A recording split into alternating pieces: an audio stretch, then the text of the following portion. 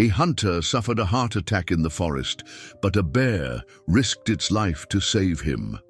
What happened next will leave you in tears. The dense Montana wilderness stretched endlessly before Ethan McKenzie, its ancient pines standing like silent sentinels in the crisp morning air. At 55, he was as much a part of these woods as the trees themselves, having spent more than 3 decades tracking and hunting in this remote corner of the Bitterroot National Forest. Every bent twig, every displaced leaf told him a story that few others could read. If this story interested you, don't forget to subscribe to our channel and give it a like. Tell us from which city you are watching us. We continue. The familiar weight of his Winchester rifle rested against his shoulder as he moved through the undergrowth with practiced stealth. The morning dew had settled on the forest floor, dampening his boots and creating perfect conditions for tracking. But something felt different today. Maybe it was the unusual stillness in the air, or perhaps it was the slight discomfort he'd been feeling in his chest over the past few days. Nothing serious, he told himself. Just the natural wear and tear of a life spent in the wilderness. Ethan's weathered face, lined with years of exposure to the elements, betrayed no emotion as he carefully picked his way through a particularly dense thicket. He'd learned long ago that success in these woods demanded absolute focus, a lesson passed down from his father and his father before him. The McKenzies had been hunting these lands since before Montana was even a state, their legacy intertwined with the very soil beneath his feet. His daughter Sarah had been calling more frequently lately, expressing concern about him spending so much time alone in the wilderness. "Dad, you're not getting any younger," she'd say, her voice carrying that same worried tone her mother used to have. But Ethan would just chuckle and change the subject. The woods were his home, his sanctuary. He couldn't imagine living any other way. The morning light filtered through the canopy above, creating shifting patterns on the forest floor. Ethan paused, his trained eyes catching movement in the distance. Through the trees he could make out the distinctive shape of a clearing, one of his favorite hunting spots. Years of experience had taught him that this natural break in the forest often attracted wildlife, particularly in the early morning hours. As he approached the clearing's edge, the slight discomfort in his chest returned, a bit sharper this time. Ethan took a deep breath, trying to shake off the sensation. The cool mountain air usually helped clear his head, but today it seemed to catch in his throat. Still, he pressed on, positioning himself carefully behind a large Douglas fir that offered both cover and a clear view of the open space before him. Time seemed to slow as he waited, becoming one with his surroundings. The forest had taught him patience, showing him that nature operated on its own schedule. Minutes stretched into an hour, and then he saw it. A magnificent buck emerging from the tree line on the opposite side of the clearing. The animal moved with graceful caution, its antlers catching the morning light. Ethan slowly raised his rifle, years of muscle memory taking over. But as he tried to steady his aim, something wasn't right. The discomfort in his chest, suddenly, transformed into a crushing pressure that seemed to radiate through his entire upper body. His breath came in short, painful gasps, and the rifle began to feel impossibly heavy in his hands. The world started to tilt and spin around him. Through increasingly blurry vision, he watched as the rifle slipped from his grasp, landing with a muffled thud on the soft forest floor. His legs buckled beneath him, and he found himself on his back, staring up at the canopy of leaves above. The pain was overwhelming now, and no matter how hard he tried, he couldn't seem to draw a proper breath. As consciousness began to fade at the edges of his vision, Ethan became aware of a sound, something large moving through the underbrush. His hunter's instinct screamed at him to move, to reach for his weapon, but his body refused to respond. The last thing he registered before the darkness closed in was a massive shape emerging from the trees, and the distinctive musty scent that every experienced hunter in these parts knew all too well. Grizzly bear. The morning sun continued, its slow arc across the Montana sky, indifferent to the drama unfolding beneath its warming rays. In the clearing, time stood still as man and beast faced each other in an encounter that would challenge everything Ethan thought he knew about the natural world. The forest held its breath, waiting to reveal whether this meeting would mark an ending or an extraordinary beginning. The massive grizzly bear approached Ethan's motionless form with surprising gentleness, its powerful frame moving with an almost deliberate care. In any other circumstance, such a close encounter would have meant certain danger, but as consciousness wavered, Ethan could only watch through half-closed eyes as the creature drew near. The bear's breath was warm against his face as it cautiously sniffed him, studying his condition with what appeared to be genuine concern. The forest around them had grown absolutely still, as if nature itself was holding its breath to witness this extraordinary moment. Shafts of sunlight filtered through the canopy above, casting dappled shadows across the scene. The pain in Ethan's chest remained constant, a vice-like grip that made each breath a struggle. But his fear had somehow subsided, replaced by a strange sense of calm as he watched the bear's behavior. Instead of attacking, the grizzly began to nudge Ethan with its snout, pressing against his shoulder with surprising gentleness. The bear's eyes, deep brown and startlingly intelligent, seemed to assess the situation with an almost human-like understanding. It rose up on its hind legs, towering over Ethan's prone form, and for a moment the hunter caught a glimpse of just how massive the creature truly was, easily over 8 feet tall when standing. Then, in a move that defied everything Ethan knew about wild animals, the bear carefully gripped the collar of his hunting jacket between its teeth. The fabric held firm, and with remarkable precision, the massive creature began to drag him across the forest floor. The movement sent fresh waves of pain through Ethan's chest, but he remained powerless to resist or assist. The bear's progress was methodical and careful, navigating around obstacles with an intelligence that seemed impossible.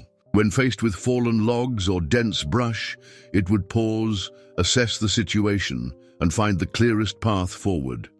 The sound of Ethan's body being dragged across the forest floor mingled with the bear's heavy breathing and the occasional snap of twigs beneath its massive paws. Sarah's words echoed in Ethan's mind as he drifted in and out of consciousness. "Dad, you need to be careful out there." If only she could see him now, being dragged through the wilderness by a grizzly bear. The absurdity of the situation wasn't lost on him, even through the haze of pain and confusion. Years of hunting experience had taught him that bears were intelligent creatures, but this level of apparent compassion and purposeful behavior was beyond anything he'd ever encountered or heard of. Time seemed to lose all meaning as the bear continued its rescue mission. The forest passed by in a blur of green and brown, punctuated by moments of clarity when the pain in Ethan's chest would spike, bringing him back to full awareness. During these moments, he could swear the bear would slow its pace, as if sensing his distress. The journey continued for what felt like hours, though it was impossible for Ethan to tell for sure. The bear maintained its steady progress, stopping occasionally to rest and survey their surroundings. During these pauses, it would look back at Ethan, those intelligent eyes seeming to communicate something beyond mere animal instinct. The connection between them felt ancient and profound, as if they were participating in something that transcended the normal boundaries between human and wildlife. Through the fog of his condition, Ethan began to notice changes in their surroundings. The dense forest was gradually thinning, and the ground beneath him was becoming more level. The bear's movements grew more purposeful, as if it knew exactly where it was heading. In the distance, barely audible at first, but growing clearer, came the sounds of civilization, the hum of vehicles, the faint echo of human voices. As his consciousness faded in and out, Ethan caught glimpses of their destination through the trees. The stark white walls of St. Mary's Regional Medical Center began to emerge from the forest's edge. The bear was actually dragging him toward the hospital, a fact that his pain-addled mind struggled to comprehend. How could this wild animal possibly know where to take him? The question burned in his thoughts as darkness threatened to overtake him once again. The bear's pace slowed as they approached the tree line, its movements becoming more cautious. The sounds of the hospital grew louder, car doors slamming, voices carrying across the parking lot, the distant wail of an ambulance siren. The grizzly paused at the forest's edge, still holding Ethan's jacket firmly but gentle between its teeth. For a moment, they remained there, suspended between two worlds, the wild domain of the forest and the ordered realm of human civilization. The morning sun had climbed higher in the sky, illuminating the scene in harsh clarity. Through his increasingly clouded vision, Ethan could make out people moving in the hospital parking lot, going about their normal routines, completely unaware of the extraordinary drama unfolding just yards away. The bear seemed to be waiting for the right moment, its massive form tense with anticipation. What happened next would challenge everything. Anyone who witnessed it thought they knew about the natural world. The morning shift at St. Mary's Regional Medical Center had started like any other for Nurse Lisa Thompson. She'd been working at the hospital for 15 years, and the routine was as familiar as breathing. Check patient charts, coordinate with doctors, manage medications. But nothing in her years of experience could have prepared her for what she was about to witness through the emergency room windows. The first indication that something extraordinary was happening came from Tommy Parker, the young security guard stationed near the ER entrance. "Ms. Thompson," he called out, his voice cracking with disbelief, "you need to see this." The urgency in his tone drew her away from the nurse's station, and as she approached the window, her coffee cup slipped from her fingers, shattering on the floor. There, emerging from the tree line at the edge of the hospital grounds, was one of the largest grizzly bears she'd ever seen. But it wasn't just the bear that caused her breath to catch in her throat. It was what the animal was doing. The massive creature was carefully dragging what appeared to be an unconscious man, holding onto his jacket with its teeth with surprising gentleness. "Call Dr. Reynolds immediately," Lisa managed to say, her professional training kicking in despite the surreal nature of the situation. "And get the trauma team ready." Her words sparked a flurry of activity in the ER, but her eyes remained fixed on the incredible scene unfolding outside. The bear moved with deliberate care, stopping about 30 yards from the emergency entrance. It gently lowered its human cargo to the ground, and then, in a moment that would be forever etched in the memories of everyone present, the creature rose to its full height and looked directly at the hospital windows. Its eyes seemed to connect with every person watching, conveying an intelligence that defied explanation. Dr. James Reynolds, the head of emergency medicine, arrived just as the bear was beginning to back away from the unconscious man. "In all my years," he breathed, watching as the magnificent animal retreated toward the forest. The bear paused one final time at the tree line, looking back at the hospital as if ensuring its mission would be completed, before disappearing into the dense undergrowth. The spell of amazement broke, and medical training took over. Dr. Reynolds led the trauma team out to retrieve the patient, moving with swift efficiency while security personnel kept watch for the bear's potential return.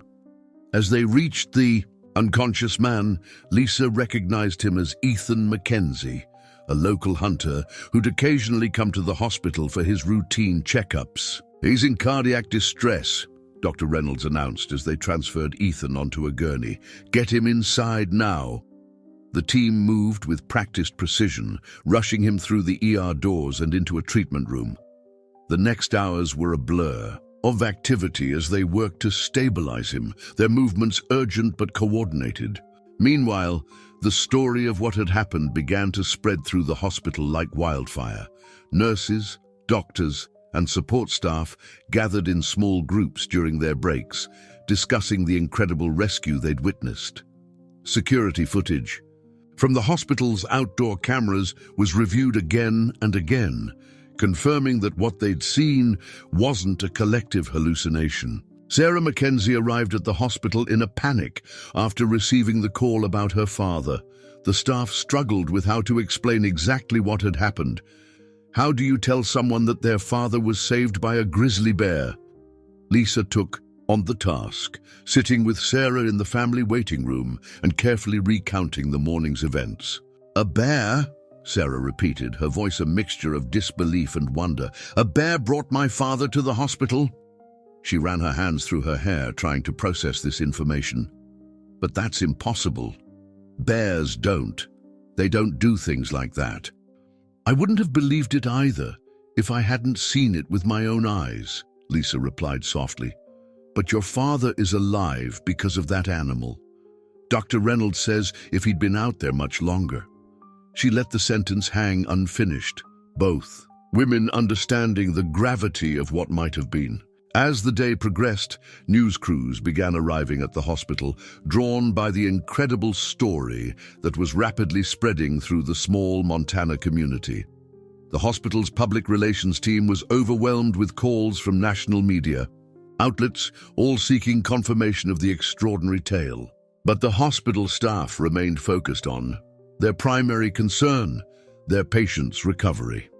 Inside his treatment room, Ethan began to show signs of improvement.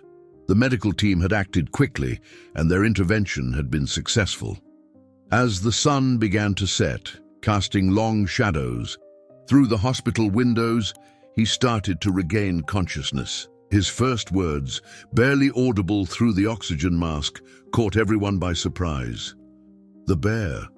Did anyone else see the bear?" Dr. Reynolds gently squeezed his patient's shoulder. "We all saw it, Mr. McKenzie. Rest now. You've got quite a story to tell when you're stronger." But as the doctor made notes in Ethan's chart, he couldn't help but glance out the window at the darkening forest beyond the hospital grounds. Somewhere out there, a most unlikely guardian had returned to the wilderness, leaving behind a mystery that would challenge everything they thought they knew about the natural world. The rhythmic beeping of hospital monitors had become Ethan's constant companion during his recovery at St. Mary's. As he lay in his bed, watching the Montana sunset paint the sky in brilliant oranges and purples through his window, his mind continuously returned to the extraordinary events that had brought him here.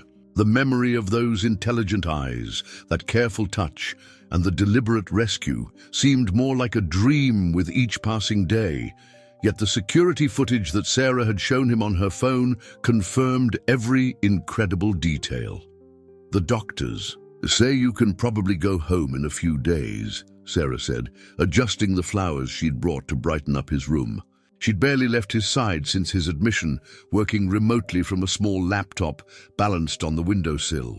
Her presence was both comforting and slightly overwhelming. Their relationship had always been marked by a certain distance, built around his need for solitude and her busy life in Seattle's tech industry.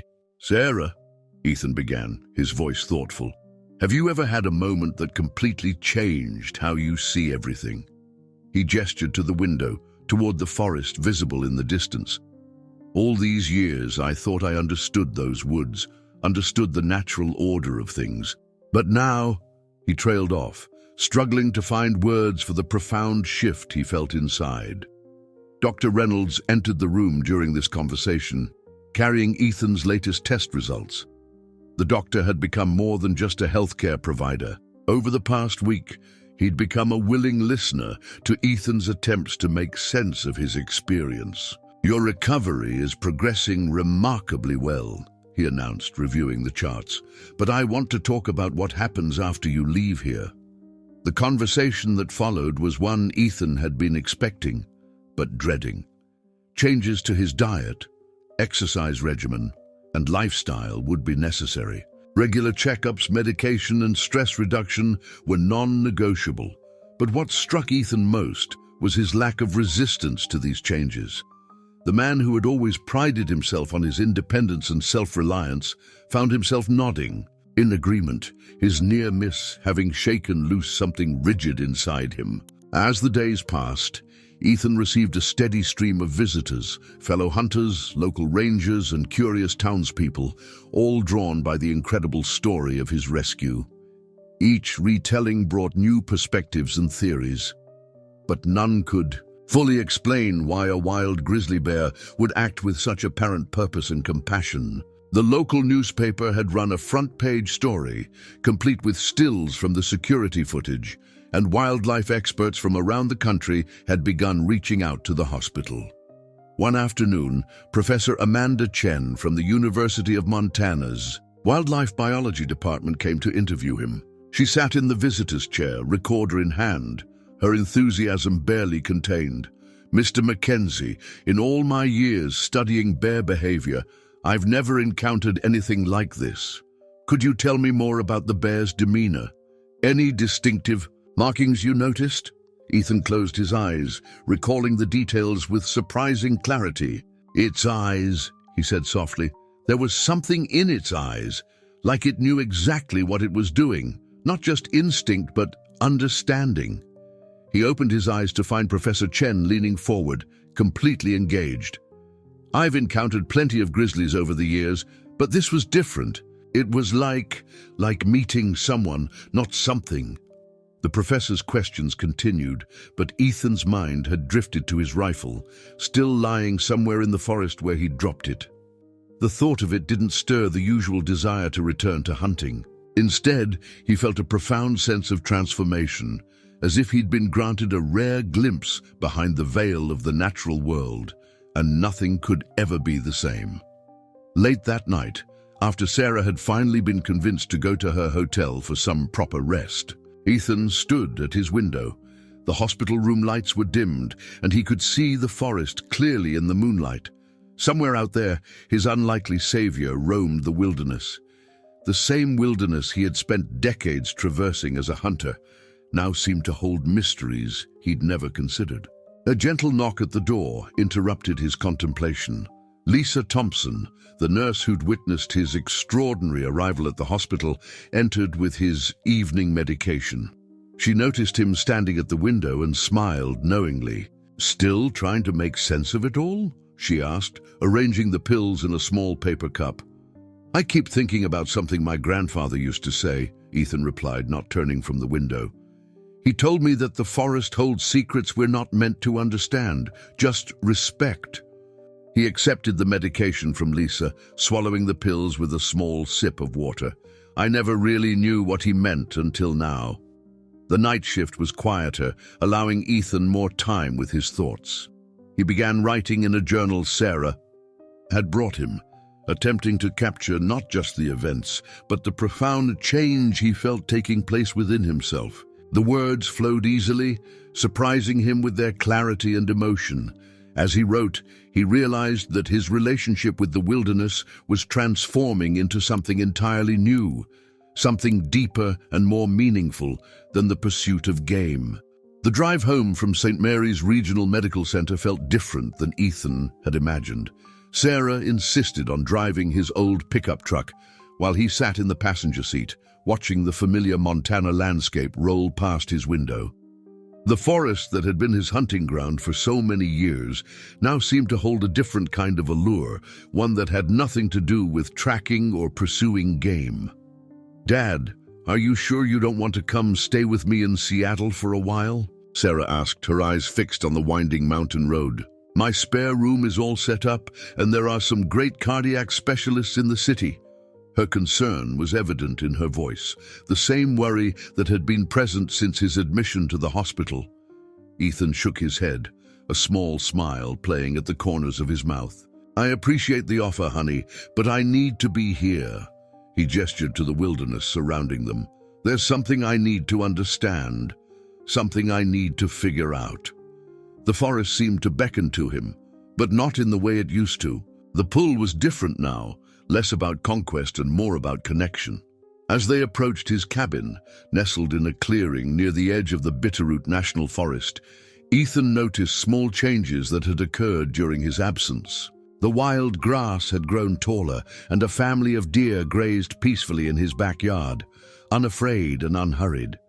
They looked up as the truck approached, but instead of bolting as they once would have, they simply watched with quiet curiosity. Sarah helped him settle back into the cabin, stocking his refrigerator with heart-healthy foods and organizing his new medications. She'd taken the liberty of removing his gun rack from the living room wall, but Ethan found he didn't mind. The empty space seemed fitting somehow, a physical manifestation of his internal transformation. "I called the ranger station," Sarah mentioned as she prepared a light dinner. "They're still monitoring the area for the bear. Everyone's curious about it. Wildlife researchers, news stations, even some documentary filmmakers have been asking questions."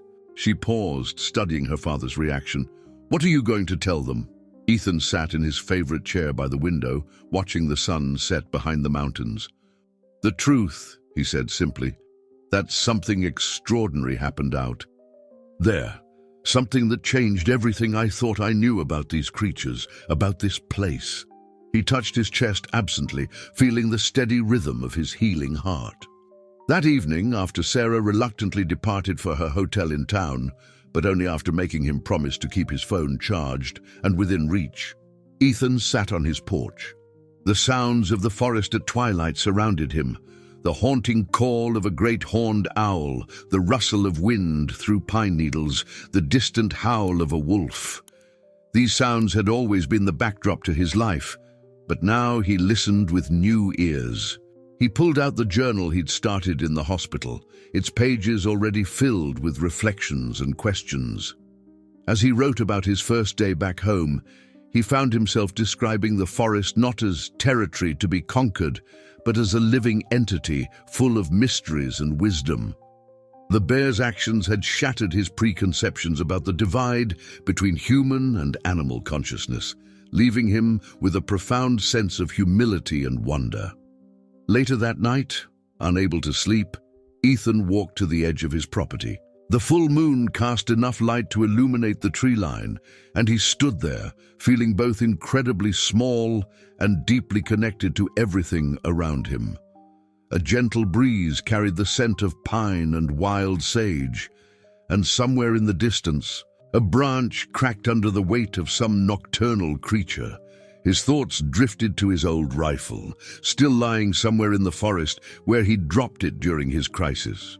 There was a time when knowing it was out there would have bothered him immensely, but now it seemed like a fitting offering to the wilderness, a symbol of his past life giving way to something new and undefined. The next morning, Ethan woke, early, drawn outside by the first light of dawn. As he sipped his decaf coffee, one of many concessions to his new health regimen, he noticed fresh bear tracks in the soft earth near his garden. They were large, distinctive prints that made his heart race, not with fear, but with a strange sense of anticipation. Could it be the same bear? Was it watching him even now? He spent the morning setting up a small observation area on his porch, equipped with a comfortable chair, his journal, and a pair of binoculars. Sarah had suggested he take up wildlife photography instead of hunting, even leaving him a professional-grade camera as a gift. The idea appealed to him, capturing life rather than ending it, preserving moments of natural beauty instead of trophies. As the day progressed, Ethan found himself noting details he'd never paid attention to before. The complex social interactions of a family of chickadees, the methodical way a beaver worked on strengthening its dam in the nearby creek, the silent efficiency of a hawk swooping down to catch its prey. Each observation went into his journal, along with questions and reflections that would have seemed foreign to him just weeks ago. The weeks following Ethan's return home brought subtle but significant changes to his daily routine. Each morning, he would wake before sunrise, brew his coffee, and settle into his observation spot on the porch. The camera Sarah had given him became an extension of his eyes, capturing moments that he once would have viewed through a rifle scope. The transformation felt natural, as if he'd been moving toward this change his entire life without realizing it. Professor Chen had become a regular visitor, bringing her expertise and endless curiosity to their conversations about wildlife behavior. She sat with him on the porch one morning, reviewing his photographs and journal entries with growing excitement. "These observations are incredible, Ethan," she said, pointing to a series of images showing a mother fox teaching her kits to hunt. "You're capturing behaviors that we rarely get to document." "It's strange," Ethan replied, adjusting his position in his chair. "I spent decades in these woods thinking I knew everything about them. Now I feel like I'm seeing it all for the first time." He showed her another photograph, this one of a young deer drinking from the creek near his property. "They don't run from me anymore. It's like they know I've changed." The professor leaned forward, her academic interest piqued. "There's growing evidence that animals can sense intention. Your previous presence as a hunter would have triggered their flight response. Now, as an observer, you're projecting different energy." She paused, choosing her next words carefully. "Have you seen any sign of your bear?" Ethan's hand unconsciously moved to his chest, where a faint scar now marked his surgical site. "Not directly," he admitted, "but I've found tracks. Big uns, always at the edge of my property, never too close to the cabin." He pulled out his journal, turning to a carefully drawn sketch of a paw print he'd found the previous week. "It's out there watching. I can feel it." As if on cue, a rustling in the nearby bushes drew their attention. A large male elk emerged from the forest edge, its magnificent antlers catching the morning light. Instead of immediately retreating, at their presence, it stood its ground, regarding them with what appeared to be curious interest. Professor Chen reached slowly for her camera, but Ethan gently touched her arm. "Just watch," he whispered. "Some moments aren't meant to be captured." They sat in complete stillness as the elk grazed peacefully, occasionally glancing in their direction. The morning light strengthened, creating a golden halo around the animal's powerful form. After several minutes, it disappeared back into the forest as quietly as it had arrived. "You've changed more than just your relationship with the forest," Professor Chen observed, her voice soft with wonder. "You've changed how you experience it." She gestured to his journal. "Would you consider contributing to our research? Your perspective is unique. Someone who's transitioned from hunter to conservationist, who's had such an extraordinary encounter with a wild creature." Ethan considered her offer as he watched a pair of eagles circling high above the trees. His old self would have dismissed such academic pursuits, but now the idea of contributing to a deeper understanding of these creatures appealed to him. "What exactly did you have in mind?" he asked. The professor's face lit up with enthusiasm. "We're studying cognitive behaviors in large predators, trying to understand the complexity of their decision-making processes. Your experience with the bear, it challenges everything we thought we knew about ursine behavior. And now, your daily observations could help us build a more complete picture of their world." As they discussed the details of potential collaboration, Ethan noticed something moving at the forest's edge. He grabbed his binoculars, focusing on a shadowy area between two large pine trees. For a brief moment, he caught a glimpse of dark fur and the glint of intelligent eyes. His heart rate quickened, not from fear, but from a profound sense of recognition. "Professor," he said quietly, not moving from his position. 3 o'clock by the old Douglas fir. He handed her the binoculars, his movements slow and deliberate. She raised them to her eyes, scanning the area he'd indicated. The sharp intake of her breath told him she'd spotted it too. The bear stood partially concealed by the forest shadows, its massive form both powerful and eerily gentle. It made no move to approach or retreat, simply observing them with that same intelligent gaze that Ethan remembered from their first encounter. Time seemed to stand still as human and animal regarded each other across the clearing, engaged in a silent conversation that transcended species. The sighting of the bear with Professor Chen marked a turning point in Ethan's new relationship. With the wilderness, the incident sparked a series of regular visits from the magnificent creature, each encounter more remarkable than the last. While other bears might be seen occasionally in the area, Ethan could always distinguish his bear. There was something unmistakable in those eyes, a depth of understanding that set it apart from its wild brethren.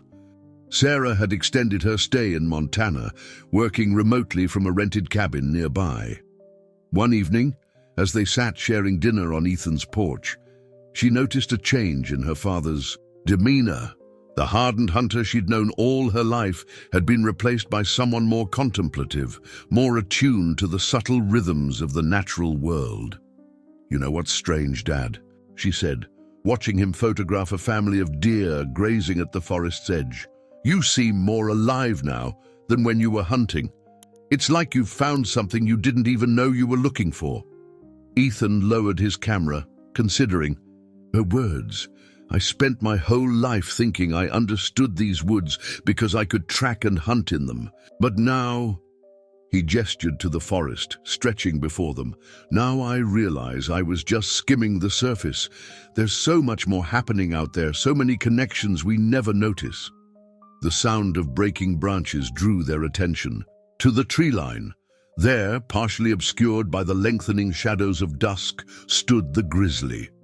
Sarah instinctively tensed, but Ethan remained calm, his presence reassuring. The bear moved with deliberate grace, emerging fully into the clearing, but maintaining a respectful distance from the cabin. "Is that?" Sarah whispered, her eyes wide with wonder. Ethan nodded, slowly reaching for his camera. "Watch," he said softly. "Just watch how it moves, how aware it is of everything around it." The bear's behavior was indeed remarkable. It seemed to be performing a careful dance, demonstrating both its power and its gentleness. It would pause occasionally, looking directly at them, with those intelligent eyes that had haunted Ethan's thoughts since his rescue. As they observed, the bear began foraging at the edge of the clearing, its movements unhurried and deliberate. It appeared completely at ease with their presence, occasionally glancing in their direction as if to ensure they were still watching. The setting sun cast long shadows across the scene, creating an almost ethereal atmosphere. "Dad," Sarah said, quietly, "do you think it remembers? That it knows who you are?" Ethan's hand moved unconsciously to his chest, touching the place where his heart had nearly failed him that day in the forest. "I know it does," he replied with quiet certainty. "Every time I see those eyes, there's recognition there, understanding. It's not just animal instinct, it's something deeper." Professor Chen's research team had set up discrete cameras around the property, hoping to capture evidence of this extraordinary relationship between man and bear. The footage they collected showed something unprecedented, a wild grizzly bear demonstrating what appeared to be intentional, repeated interaction with a human observer, all while maintaining its natural wild behavior. As darkness began to settle over the forest, the bear slowly retreated into the trees, but not before casting one final look in their direction. The moment lingered in the growing darkness, a silent acknowledgement passing between species. Sarah reached for her father's hand, squeezing it gently. "I get it now," she said softly, "why you won't come to Seattle. This isn't just about watching wildlife anymore, is it? You're part of something bigger here." Ethan smiled, his eyes still, fixed on the spot where the bear had disappeared.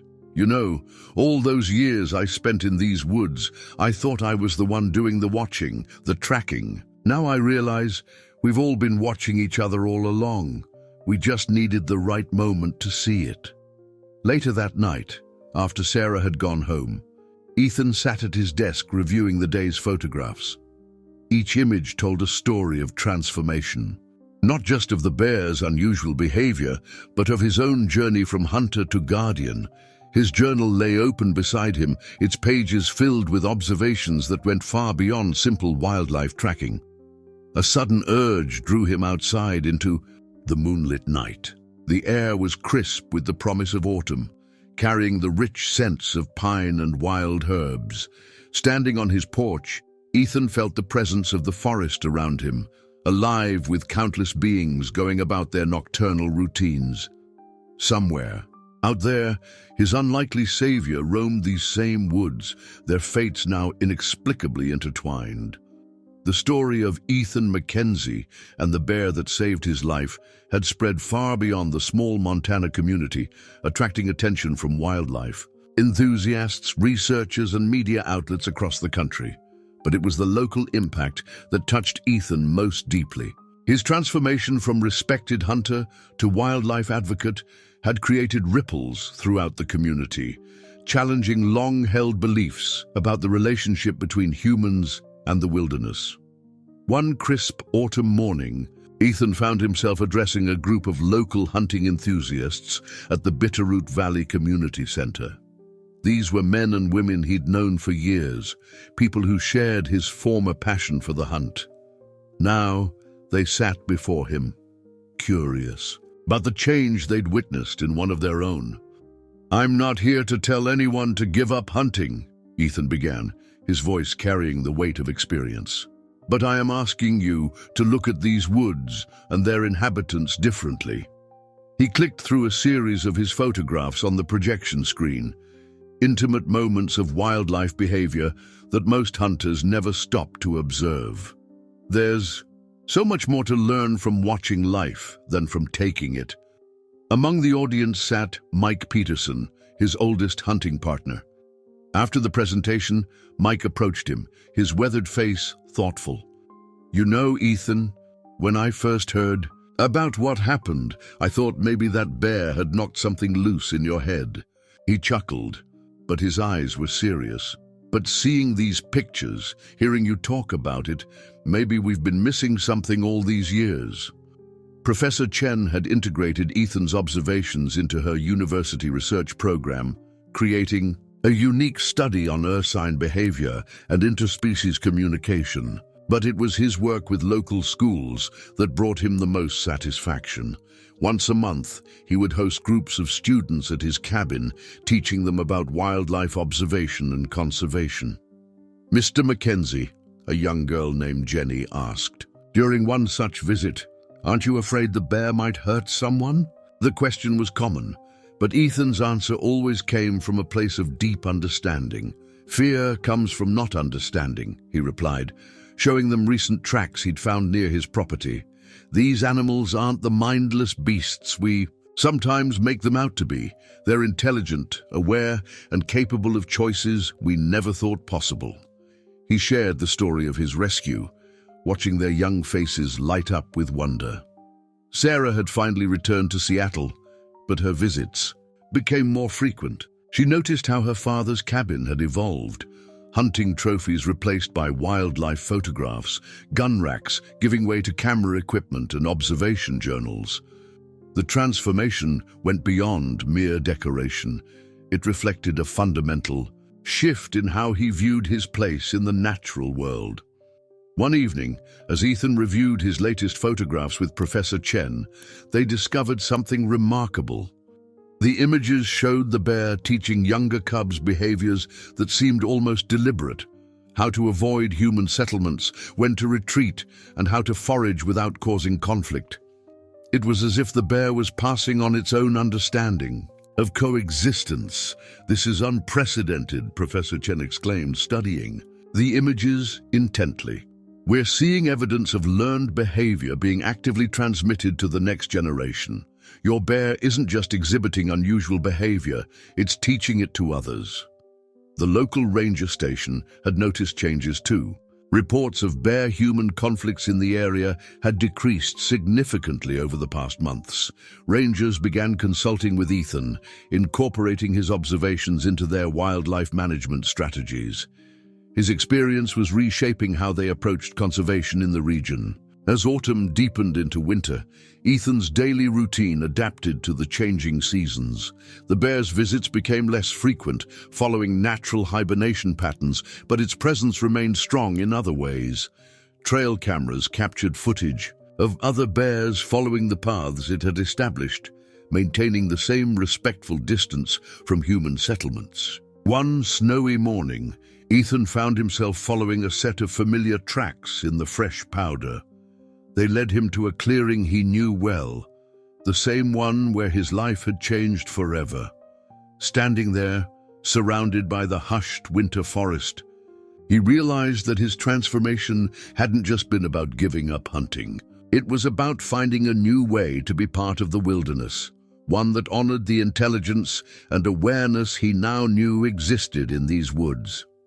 The early winter brought a different kind of activity to the Bitterroot Valley. What had started as Ethan's personal transformation had grown into something larger, touching lives throughout the community. The local newspaper had dubbed it the McKenzie effect, a subtle but significant shift in how people viewed their relationship with the surrounding wilderness. The Montana Wildlife Education Center had invited Ethan to help develop a new program focused on understanding bear behavior and promoting peaceful coexistence. On this particular morning, he stood before a group of former hunters who, like himself, had begun questioning their traditional approach to wildlife. "The forest speaks to us in ways we never bothered to listen to before," Ethan explained, sharing recent photographs of his bear and its family group. "These aren't just animals acting on instinct. They're intelligent beings making conscious choices, showing emotions and awareness we never credited them with." Among the group was Tom Henderson, a lifelong hunter who had recently hung up his rifle after hearing Ethan's story. "I've been thinking about something you said last time," Tom spoke up during the discussion, "about how the bear didn't just save you, it knew exactly where to take you. That kind of intelligence. It changes everything we thought we knew." Professor Chen had set up a permanent research station near Ethan's property, with his cabin serving as an unofficial headquarters for what was becoming a groundbreaking study in wildlife behavior. The data they were collecting was challenging. Established theories about animal consciousness and interspecies relationships. "Look at this footage," she said one evening, reviewing the day's recordings with Ethan.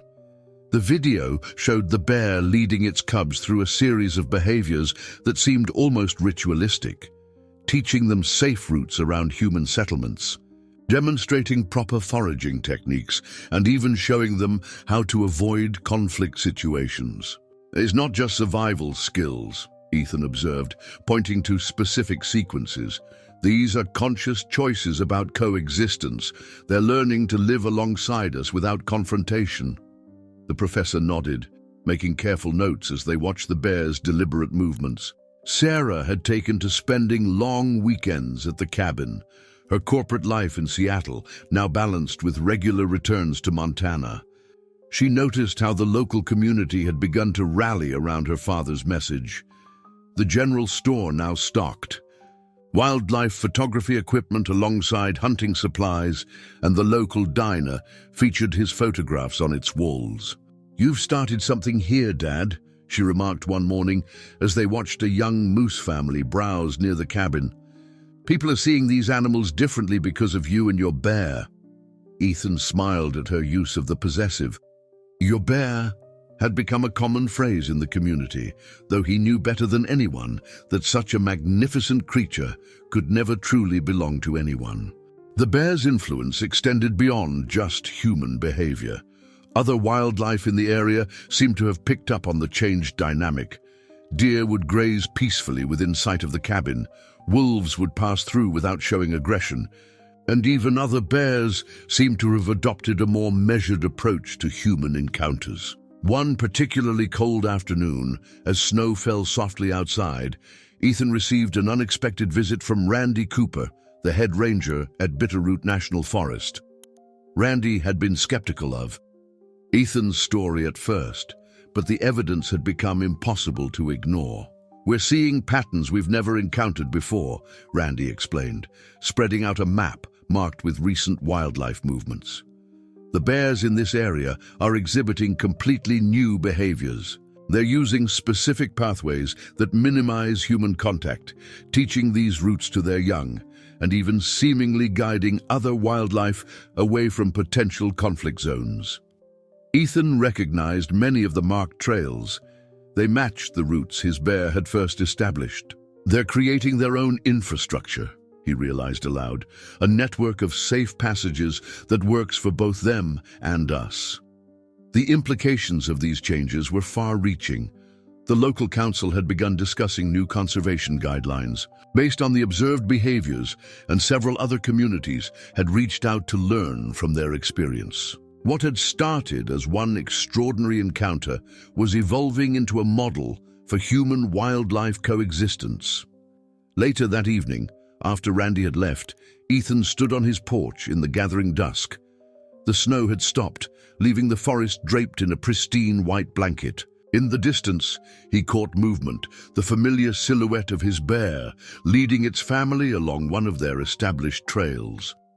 They paused briefly, the bear's gaze meeting his across the space between them, acknowledging the bond that had changed not just their lives, but the lives of an entire community. Spring had returned to the Bitterroot Valley, bringing with it new life and renewed purpose. Ethan's story had caught the attention of a prestigious wildlife documentary team who had arrived to capture the extraordinary relationship between a former hunter and the bear that had not only saved his life, but had transformed an entire community's perspective on wildlife. Emma Richardson, the documentary's director, sat with Ethan on his porch, her camera crew capturing the natural activity around the cabin. "What strikes me most," she said, reviewing some of their footage, "is how your experience has created this ripple effect. It's not just about one man and one bear anymore. It's becoming a movement." She wasn't exaggerating. The research station established by Professor Chen had expanded into a full-fledged wildlife study center, drawing researchers from across the globe. The McKenzie Protocol, as it had been dubbed in academic circles, was being studied as a potential model for wildlife conservation and human-animal coexistence. "The interesting thing," Ethan explained to Emma, gesturing toward the forest, "is that we're not changing their natural behavior. We're just learning to recognize and respect their intelligence, their awareness, and they're responding to that respect." As if to illustrate his point, a young bear appeared at the forest's edge, demonstrating the careful, measured approach that had become characteristic of the local wildlife. Sarah had taken a temporary leave from her tech job in Seattle to help manage the growing interest in her father's work. The cabin's spare room had been converted into a small office, where she coordinated with universities, conservation groups, and media outlets. "Dad," she called out one morning, excitement in her voice, "the National Wildlife Federation wants to establish a permanent research facility here. They want to make this a model for other communities." The bear that had started it all still made regular appearances, though now it was often accompanied by its growing family. Ethan had observed how it taught its cubs not just survival skills, but what appeared to be conscious lessons in coexistence. Professor Chen's research team had documented countless instances of this remarkable behavior, challenging traditional understanding of ursine intelligence. One particularly memorable morning, Ethan hosted a group of wildlife photographers who had traveled from various parts of the country to witness the phenomenon for themselves. As they set up their equipment, the bear appeared with its family, leading them through what had become a familiar routine of careful interaction. "I've never seen anything like this," whispered Marcus Webb, a veteran wildlife photographer from National Geographic. "They're not just tolerating our presence, they're actively acknowledging it, adapting to it. This goes beyond anything we've documented before." The local community had embraced its new identity as a model for wildlife conservation, The annual Hunters Festival had been transformed into the Bitterroot Wildlife Celebration, featuring photography contests, educational workshops, and guided observation tours. Many former hunters, like Ethan, had found a new calling in wildlife photography and conservation. Lisa Thompson, the nurse who had witnessed Ethan's extraordinary arrival at St. Mary's Hospital, had become a regular visitor to the cabin. She helped coordinate with medical researchers who were studying the psychological impacts of human-wildlife connections. "You know what amazes me most?" she said one evening, watching the sunset with Ethan. "How one moment of compassion from a wild animal has created so much positive change." The bear's influence had extended far beyond the immediate area. Other communities dealing with human-wildlife conflicts had begun sending representatives to learn from their experience. The Montana state legislature was considering new wildlife protection measures based on the observed behaviors in the Bitterroot Valley. As spring progressed, Ethan noticed subtle changes in the forest's dynamics. Other bear families had begun mimicking the behavior of his bear, creating a network of peaceful interaction that spread throughout the region. The Wildlife Study Center had documented a significant decrease in human-wildlife conflicts, not just with bears, but with all large predators in the area. One peaceful evening, as Ethan sat reviewing footage with the documentary team, a familiar shape emerged from the tree line. The bear stood at the edge of the clearing, its presence commanding yet peaceful. The camera crew worked quietly, capturing the moment as Ethan and the bear acknowledged each other, a silent communication that spoke volumes about the possibility of understanding between species. A year had passed since that fateful day in the forest, and the Bitterroot Valley had become a different place. The documentary about Ethan and the bear was nearing completion, and its early screenings had captured hearts across the country. But for Ethan, the most profound changes were the ones he witnessed every day in his beloved forest. On this particular morning, he stood in the same clearing where his life had changed forever. The spot where he had fallen, where the bear had found him, had become a place of quiet reflection. Professor Chen's research team had installed a discreet observation blind nearby, allowing them to study the remarkable behaviors that continued to evolve among the local wildlife. "It's amazing how one moment can change everything," Sarah remarked, standing beside her father. She had finally made the decision to move back to Montana permanently, helping to manage the growing wildlife education center that had sprung up around their work. "I remember when I used to worry about you being alone out here. Now, look at all this." The center had become a hub of activity, drawing researchers, conservationists, and nature enthusiasts from around the world. But more importantly, it had become a place of transformation for others who, like Ethan, were ready to see the natural world in a new light. Mike Peterson, Ethan's old hunting partner, had become one of the center's most passionate advocates. "You know what gets me?" he said during one of their morning observation sessions. "All those years we spent tracking these animals, thinking we knew everything about them, but we were missing the biggest picture of all, their capacity for awareness, for connection."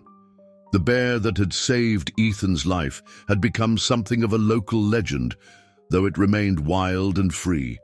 Its family group had grown, and remarkably, the intelligent behaviors it displayed had begun to spread through the local bear population. Professor Chen's research had documented multiple instances of bears teaching their young the same careful approaches to human interaction. "We're seeing evidence of cultural transmission," the professor explained during a presentation to visiting wildlife experts. "These bears aren't just learning to avoid conflict, they're actively creating and maintaining peaceful boundaries with human settlements. It's revolutionary in terms of our understanding of animal intelligence." The impact extended beyond just the bears. The entire ecosystem seemed to have found a new balance. Wolves, mountain lions, and other predators had adopted similar patterns of behavior, creating what researchers were calling a consciousness corridor, a zone where wildlife and humans coexisted with unprecedented harmony. Emma Richardson's documentary team had captured hundreds of hours of footage showcasing this remarkable transformation. During their final week of filming, they witnessed something extraordinary. The original bear, now easily recognizable by its distinctive behavior, appeared at the edge of Ethan's property with its extended family group. 3 generations of bears that had learned and passed on these remarkable behaviors. "It's like they're saying goodbye," Emma whispered as they filmed the scene. The bears moved through their familiar patterns, but there was something different about this visit. The original bear approached closer than usual, stopping at a respectful distance from the cabin's porch where Ethan stood. Their eyes met in that familiar way, a connection that transcended species. Lisa Thompson, who had witnessed the beginning of this extraordinary story at St. Mary's Hospital, stood with tears in her eyes as she watched the interaction. "You know," she said softly, "when I first saw that bear bringing you to the hospital, I thought I was seeing an impossible thing. Now I realize I was seeing the first moment of something absolutely possible, something we just hadn't dreamed of yet." The sun was setting over the Bitterroot Mountains, casting long shadows across the valley. The bear and its family gradually retreated into the forest, moving with the same deliberate grace that had characterized their presence throughout the year. But this wasn't an ending. It was a continuation of something much larger than any one person or animal. As dusk settled over the valley, Ethan sat on his porch, Sarah beside him, both of them watching the spot where the bears had disappeared into the trees. The forest was alive with the sounds of evening, a symphony of life that he now heard with new ears. His journal lay open on his lap, its pages filled with observations, reflections, and the steady documentation of a miracle that had started with one bear's extraordinary act of compassion. The premiere of The Bear's Gift drew hundreds of people to the Bitterroot Valley Community Center. Emma Richardson's documentary had captured not just the extraordinary story of Ethan and the bear, but the profound transformation of an entire community. As the credits rolled and the lights came up, the audience sat in stunned silence before erupting into heartfelt applause.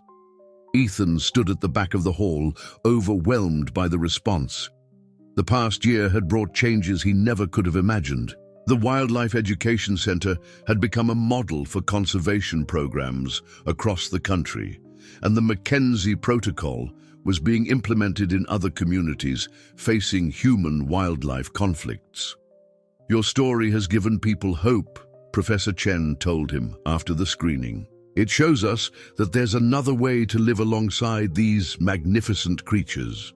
Her research team had documented over 200 instances of bears in the region, displaying the same intelligent, peaceful behaviors first demonstrated by Ethan's bear. Sarah had officially taken over as the center's director, bringing her organizational skills and technological expertise to their growing operation. "You know what makes this story so powerful, Dad?" she said as they walked back to the cabin that evening. "It's not just about one extraordinary event. It's about how that moment sparked a complete change in how we see and interact with the natural world." The next morning, as dawn broke over the valley, Ethan sat in his familiar spot on the porch. His camera lay ready beside him, but for now he simply watched and listened. The forest was coming alive with the day's first activities, a harmony of movement and sound that he had learned to read like a beloved book. Movement at the forest's edge caught his attention. There, in the early morning light, stood the bear that had saved his life. But it wasn't alone. Behind it, spread out in a loose group, were dozens of bears, multiple family groups that had learned and adopted the peaceful behaviors that had started with one remarkable act of compassion. Ethan watched in awe as the bears moved through their morning routines, each one demonstrating the careful awareness and respect that had become characteristic of the region's wildlife. Young cubs followed their mothers' examples, learning the delicate dance of coexistence that had transformed the valley. As the sun climbed higher, the bears gradually disappeared back into the forest, but their presence left an indelible mark on the morning. Ethan picked up his journal, no longer just a record of observations, but a testament to the possibility of change, of understanding, of connection across the boundaries that separate species. The Winchester rifle that had once been his constant companion now hung above the cabin's fireplace, a reminder of the path he had traveled. Below it was his first photograph of the bear, captured during those early days of transformation. The contrast between the two objects told a story of its own, a journey from one way of seeing the world to another, more enlightened perspective. Looking out over the valley he had known all his life, Ethan felt a profound sense of peace. The forest that had once been his hunting ground had become something far more valuable, a living laboratory of cooperation between species, a testament to the intelligence and compassion that exist in the natural world, waiting only for humans to recognize and respect it. The bear's gift hadn't just been the saving of his life that day in the forest. It had been the opening of eyes, the changing of hearts, the transformation of an entire community's relationship with the wilderness. And as Ethan watched the morning light spread across the valley, he knew that this was just the beginning. Dear viewers, we hope that Ethan's extraordinary journey with the bear has touched your hearts and opened your minds to the possibilities that exist when we approach nature with respect and understanding. To continue exploring these remarkable connections between humans and wildlife, we've prepared a special playlist of equally captivating stories. Find it by clicking to your left. If this story moved you, don't forget to subscribe to our channel and give this video a thumbs up. Every day, we bring you unique stories that explore the complexity and beauty of life. Share your thoughts and experiences in the comments below. We'd love to hear how this story has changed your perspective on wildlife. Together, we can create more stories of understanding and harmony with the natural world.